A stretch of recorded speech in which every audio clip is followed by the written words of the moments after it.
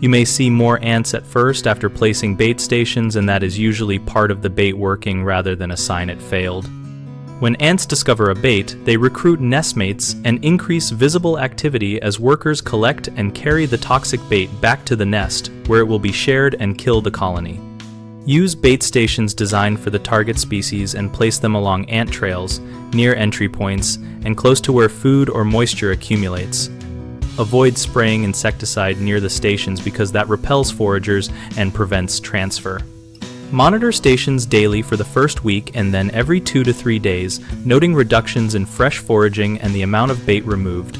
Replace empty or contaminated bait according to the product label.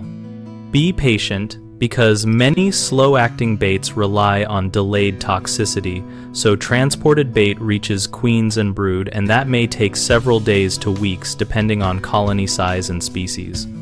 Keep children and pets away by using secure stations or placing them in sheltered, inaccessible spots while maintaining good sanitation so there are no alternative food sources that dilute bait uptake. If activity persists beyond 3 weeks or increases dramatically and you suspect a different species or reinfestation, collect photos of the ants and bait behavior and consult a pest professional who can identify the species and recommend a different bait matrix or application pattern. Common mistakes are removing bait too soon because people think more ants means failure, and that interrupts transfer to the colony, so leave stations undisturbed for at least 7 to 14 days. Another error is using spray insecticides near stations, which kills or repels foragers and prevents them from sharing bait with the nest.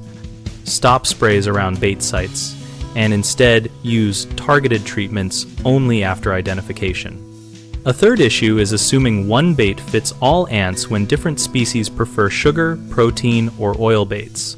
If you see no uptake after a couple of days, switch bait type and reposition stations to active trails. We run bighomeprojects.com to help homeowners find local contractors and to help contractors find work related to home pest and maintenance projects.